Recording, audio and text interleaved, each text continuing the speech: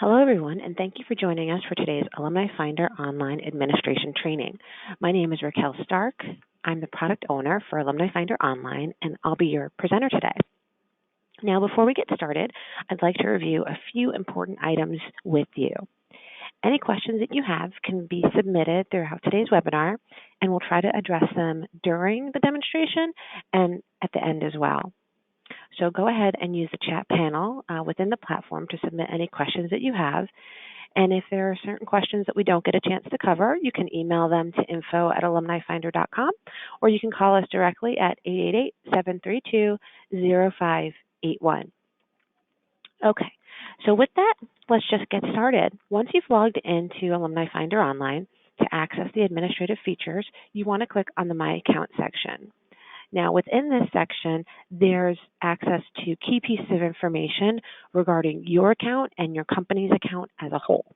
So we're going to walk through all of these sections here, and I'm going to outline for you which ones are specific to you as administrators and then which are just general users would have access to, okay?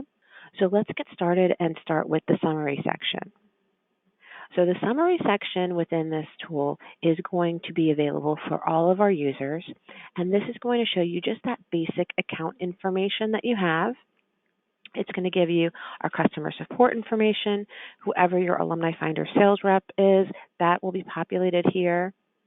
It's going to show you the searches that are enabled, so what features that user has access to, because as an administrator, you can edit that for your company and for certain users.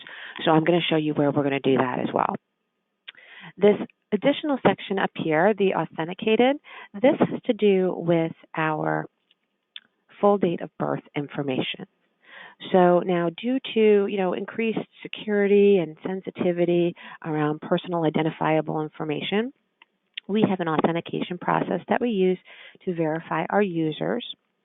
In LexisNexis, our partner behind the scenes on this that you're all familiar with, this is something that is required on their end. So because this is sensitive information, if we have any new users or if you've been in the platform within after 90 days, I believe, it requires you to re-authenticate if you want to see the full date of birth information. So I'm going to show you what this looks like. I have it skipped, so I don't see all of that. However, as soon as a new user registers and gets access in the tool, or again, after every 90 days, you'll see the secure data alert message. Once this comes up, an email has already been generated that's being sent to that user, and it's going to give them an authentication code. All they need to do is enter in that code, click authenticate, and they'll be able to see the full month, day, and year of birth, any of that information within searches that contain that as a piece of content that comes back. If they choose not to authenticate, that's fine. They'll still see the month and the year of birth. It just won't have that day populated. That portion would be masked. So I wanted to review that. But that's under the My Account summary section. So I'm going to skip this step here.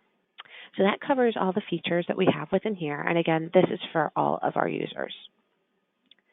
The next section we'll cover is Manage Users, and this is specific just for our administrators. So it's going to default to show you who the active users are within your account. You can always edit this view. Let's say you have an inactive account that you want to reactivate. You can do that within here as well. I'll show you some of our inactive users. So we've got a couple of inactive users. They haven't logged in a while, so Nate hasn't logged in since 2018. Jeanette hasn't logged in since the summer. So if we wanted to reactivate her, we could do that. We simply would click on her and reset her login. So I'm going to go back. So it's always going to view to display your active users, and you can search on the username, on the last name, on the first name, for any admins, and use this screen to do that. If you want to add a new user, you simply would click on this little blue button here, complete the information here on the screen, and then hit save. All right, so that is the Manage User section. Let's go into Company Security. Now, the company security section is another portion within the tool that is specific for our administrators. And this is going to give you a couple different pieces of information. So we've got our login history. So if we click on that, it's going to show you all the logins, the IP and browser, and the date and time, if that's something that your IT team needs to see. If you're ever doing any audits for activity, you'd be able to find that here. And you can run a date search for that. If we go back to this company security, the next section in here is our idle time preference.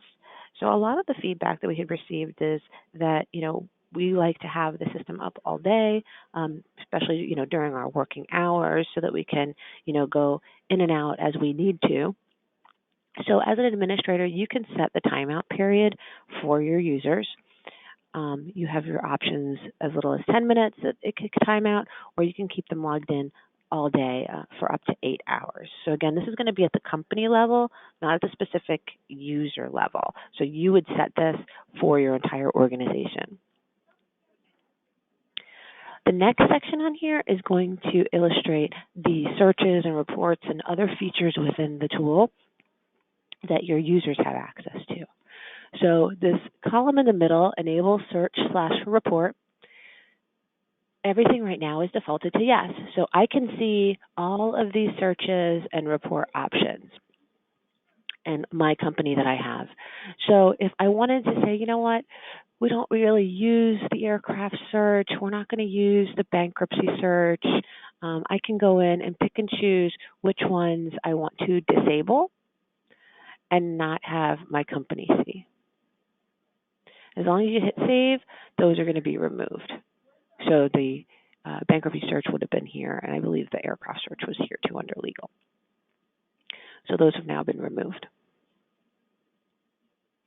Going to put those back to yes. So that's going to change any settings for your organization. If you want to restrict some user access, though, you would just simply click on this column, and then you can select the users who you want to restrict access to. So let's say maybe you have some interns that are coming into the department, and you really just need for them to have access to, maybe 2 searches and one of the reports, and that's it because you don't want them adding more to your account.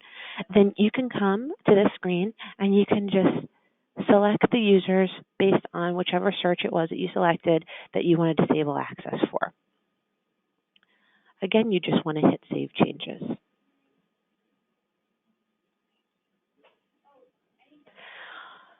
All right, so the next section that we're going to cover on here is going to be the charges and invoices.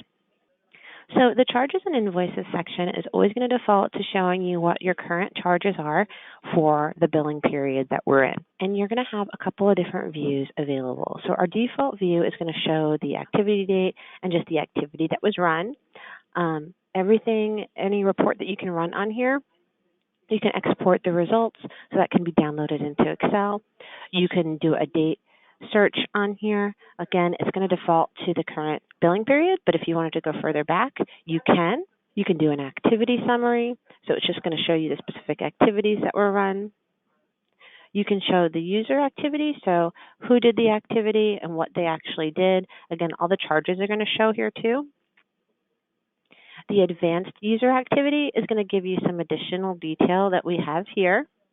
It's actually going to show you what they ran. So if you ever wanted to audit your own users to make sure that they were using the site appropriately, the advanced user activity report would be one that I recommend because it's actually going to show you what they were searching on. And then we have the raw activity, and that's going to break that down a little bit further for you and give you some additional detail. Again, you can always change the date. You can search by the activity or who ran the activity. So this way you'll be able to see all of that. If you have any old invoices, they're going to be down here at the bottom. I don't have any invoices available, but we'll show you the last 3 invoices. You would have links for them down here. Okay, let's move on to the next section. So again, charges and invoices, this is going to be just specific for you as administrators. Normal users won't have this, so this is an admin function only. If we look at the Manage Payment section, this is another administration section only. And here's where you would indicate if you wanted your company to be invoiced or if you wanted to use a credit card. You can charge a credit card. You can add a credit card within here. Simply click on Add Credit Card, complete the information on the screen, and hit Save. And then you can always toggle. If you have multiple credit cards, you can select which one, as long as you have them saved within here, that we would bill you on monthly. If you have a certain PO number that you'd like to tie in for your invoices, you could put that in here too, and we'll make sure that that gets included on your monthly invoice for usage on the site. Now, the next section that we're going to cover is actually something new that we added. It's called Manage Budget. And, we wanted to really help our users with the management of your annual fiscal spending. So we now have the ability to offer the ability for you to establish a monthly spend amount for your company. So we're going to review this section. So what you can do here is actually set the monthly budget amount. I have this set at $90, okay, and I have it that it's automatically going to renew every month. So every month there's a maximum budget of $90 associated with this specific account and for the active users that we have. Now, what we can do if we have budget left over, we can always click over on rollover and have that balance move into the next month if that's an option that you want. So kind of think about way back in the day when you had minutes on your cell phone plans and you were able to roll them forward. We enabled the same thing with the budgeting tool as well. Now, over here, you can set when you would like to get your notifications based on the amount of usage that you have. So at 50%, 75, 95, just so that you understand what that looks like. And then you can actually establish a budget amount for individual users. So again, let's say maybe you have some interns that are working in your department and you want to give them just a certain amount of money that they're allowed to spend every month. You can simply insert that in here. I'm only going to give myself $5, and I'm going to have that automatically renew. So I'll have that renew as a user. Because I have it renewing for the company, I can renew as a user. If I had any rollover, then my rollover options as a user would be available as well.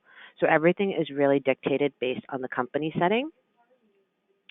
And you, again, we just want to make sure that you hit save, so everything would save within here. So we're really excited to be offering this. It's going to help, clients that really want to keep a certain amount of budget every month. So excited to be able to offer this to you guys now. If this is something of interest, just definitely let us know. All right, let's go into Manage Credit Cards. Now, the Manage Credit Cards section, this is actually available for all users. And while the billing for the tool for all of the searches is only linked to the administrator, so you guys set up how that's going to be paid via the terms and or a credit card.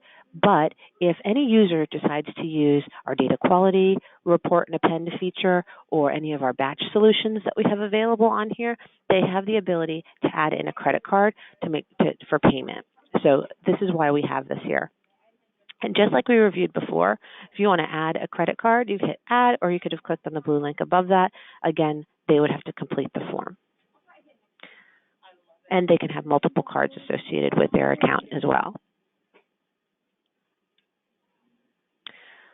The next section is account pricing. And the account pricing, this is going to be, again, for all of our users. And it's going to go through all the search pricing that we have, the data quality report and append, and then all of our batch service pricing too. Anytime we make updates to that or we add new features or functionality or searches and reports, the pricing will automatically get updated. Okay, and the next section is account details. This is going to be for all of our users as well, and they can make any edits. So maybe they got married and their last name changed, or perhaps they have a new job title that they want to enter, any user can do that on the account details page. Again, they'll just want to make sure that they hit save. Two more sections left. So change password. So we do have a change password section.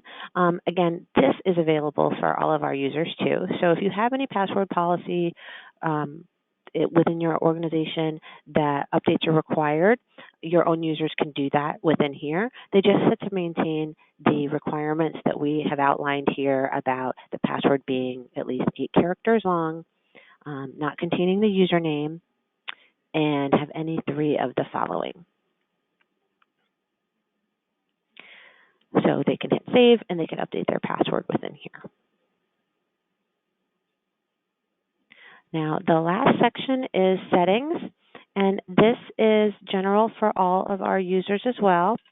We have received some feedback about having a default search. So when any of our users enter into the site, it defaults to the person search premier search. But if that's not the search that your users use, this can be set at an individual level. If they always come in and they start with the phone search premier, they can do that, hit save, and the next time they log in, that's going to be their default search. So they'll land on that first on the screen. The product menu, which is actually these tabs up top, if you want to have an expanded view on your screen, we can hide that. So you have the ability to toggle within this while you're in the tool to pull that up, pull that up or down. But if you decide, you know what, I don't want to have to keep toggling, I want to just have it automatically collapse when I log in, you can do that as well. Hit save and you won't see any of those tabs at the top. You'll only have access to the searches and the reports.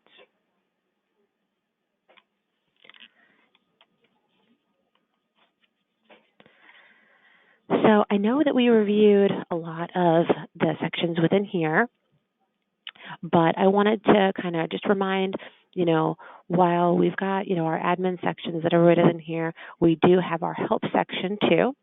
So if there's ever any questions about, how to use a tool or some of the help sections that we have, any questions here, we do have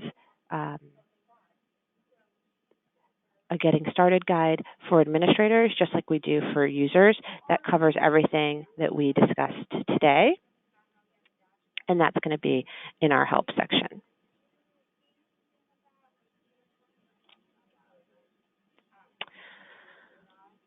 All right. Well, that really covers everything that we were going to review today.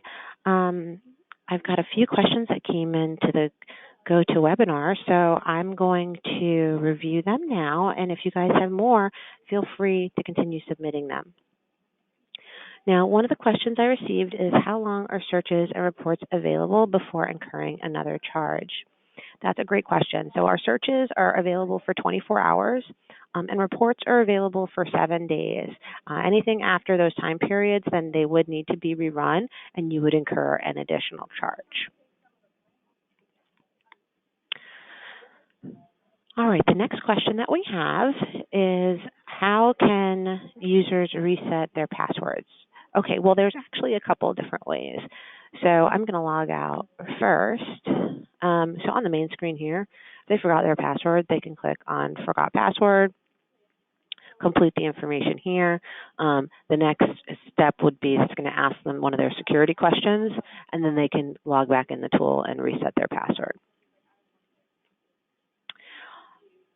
If they're in the tool, they can always change their password within the AlumniFinder tool as well. So whether they've done the forgot password on that main screen, it's going to bring them here to change their password. It'll give them something temporary to log in. They would have to then change their password. But if they're in the tool already, they can click on the change password, and they can do that here in the event that they've ever forgotten it. You, as an admin, can also change their password. So if we go to the My Account section and we click on our Manage Users, if you click on any of the users that you have, you can go in and you can adjust their password as well if you wish, but they can absolutely do it on their own. And of course, we're here to support you guys. So if you have users that need a password reset or change, we can do that for you as well. All right. So where can I view and reactivate a suspended user? So we're actually going to go back to the screen here. So our Manage Users section, again, I think I stated this is going to show you your active, but if you want to see your inactive, let's look at our inactives. I'm going to take, let's say, Nate's, and I'm going to reset his login. So now he can go and he can log in. He can use his username, and he can go to try to log in. It's going to ask him to create a new password.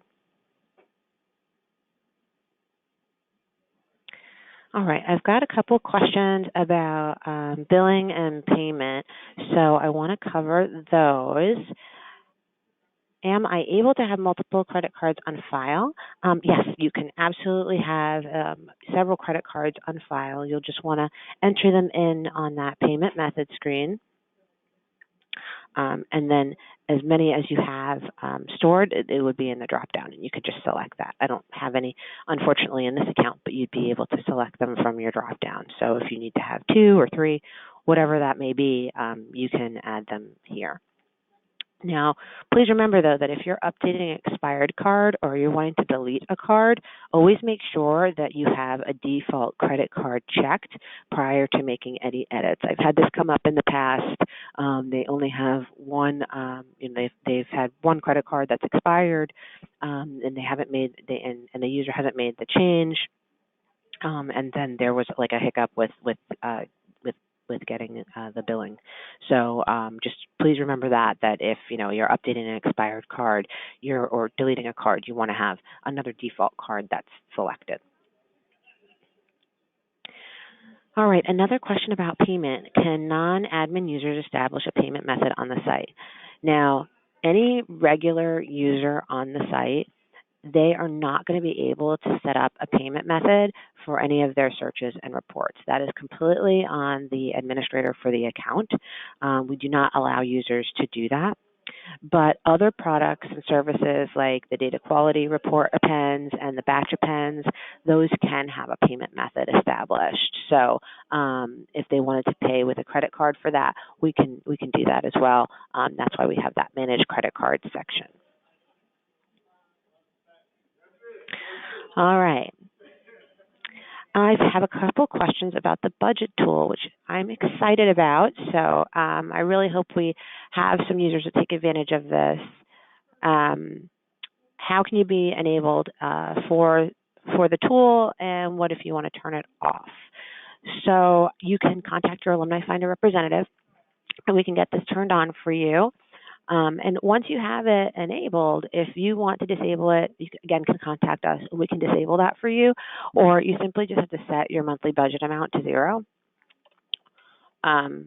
Again, hit save, and that budget's going to be gone. So you're not going to you won't have that turned on anymore for you. So very, very simple to do. But if you have any questions, of course, you just simply want to call your AlumniFinder team, and we're happy to walk you through that.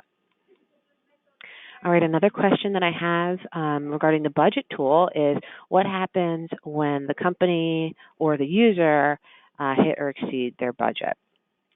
So once your budget has been hit, or if you've established a budget for a specific user, then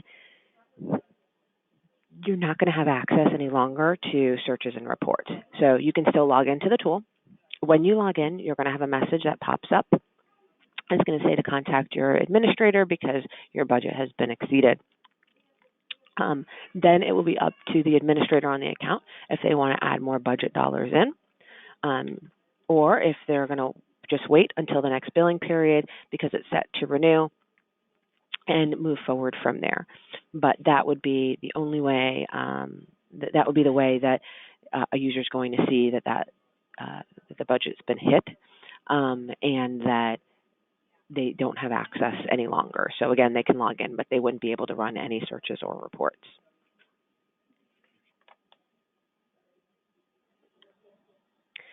All right, well, I don't see that I have any other questions that have come in, so I'd like to thank everybody today for attending the webinar. If you have any questions regarding AlumniFinder Online or any of the features that we've reviewed today, please send them in to info@alumnifinder.com, or again, you can call us at 888-732-0581, and I hope you enjoy the rest of your day. Thank you all.